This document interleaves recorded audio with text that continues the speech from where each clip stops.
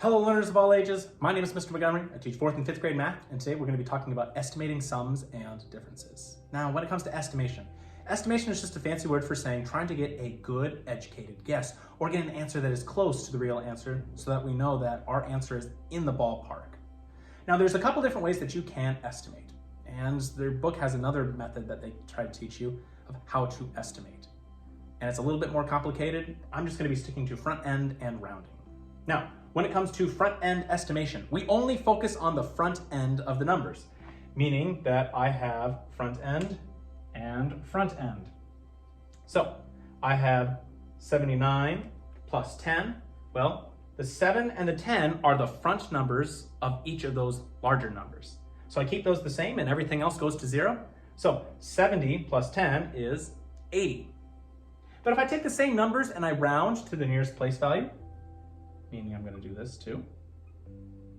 You see that a couple of the numbers are in boxes and a couple of them are underlined. I'm taking the greatest value that they both have, and I'm going to be putting a box behind that greatest value. Now, 7's underlined, 10's underlined because they're both in the 10's place. I can compare those two. But the 9's going to tell the 7 what to do. The boss is in the box.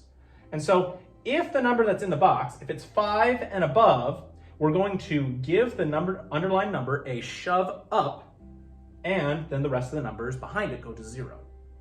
Now, if the boxed number is 4 and below, we're going to keep the underlined number the exact same, then they all go to 0. So I'm going to look at 7 and 9. 9 is 5 and above, so we're going to give that 7 a shove up to an 8. 0 is 4 and below. That's going to keep number 1 the same, and the rest goes to 0. So 80 plus 10 is 90. Now you notice that I had two different estimates. I had 80 over here and 90 over here. Which one do you think is the closer one?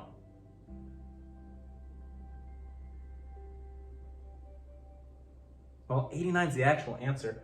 So 90 would actually be the closer estimate in this case. Now, when it comes to estimation, there is lots of right ways to do it, but there are some methods where we can get closer to the correct answer.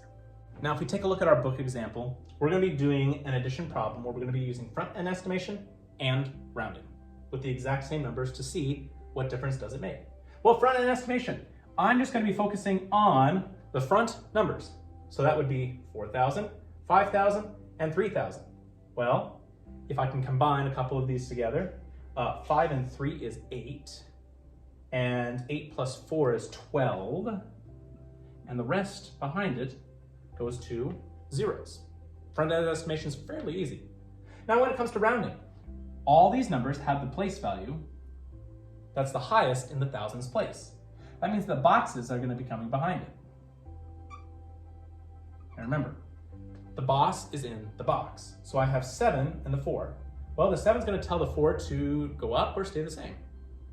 Yeah, it's 5 and above. It's going to give that 4 a shove and change it to 5,000, move it up to a 5, the rest turn to zeros. 3 is going to tell 5 to stay the same. 3 is 4 and below. It's going to keep 5 the exact same. The rest of them go back down to zeros. And 7 is going to tell 3 to move up, and then the rest go to zeros. I'm going to add these together. 5 plus 5 is 10. And 4 is 14. So I have 12,000 as my front end estimation, and I have 14,000 as my rounding answer.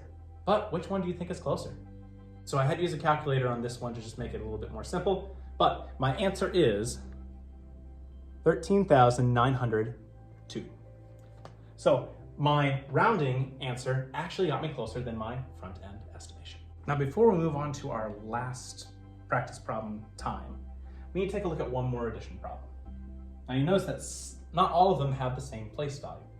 So if I'm ever coming across something that looks like this, I have to think, 589, is that closer to 0 or is that closer to 1,000 to move it up to this place? In my opinion, it would be closer to 1,000. So if I'm going to be doing rounding, I'm going to be figuring out that there's a place value here, place value here, place value here. Here's the box in this one, here's the box in this one, and this 5 is going to be the box in this one because we know that it's 5 and above, it's going to give it a shove. All right, so off to the side, 5 is going to tell essentially 0 to move up to a 1. 8 is going to tell 5 to move up to a 6. And 0 is going to tell 5 to stay the same. So I have 1, 6, and 5. Well, that's 6 plus 6, that's 12. And that's how you would solve it if not all the digits are aligned. You try to figure out, okay, is this number closer to 0 or is it closer to the next place value up? All right, my 5th grade friends, if we take a look at page 13, you are going to be seeing that we're going to be doing practice problems number 2 and practice problem number 6. The directions say estimate each sum or difference. You can use front-end estimation or you can use rounding. It is your choice. If you have any questions on estimate sums and differences, please let me know when you come to class tomorrow.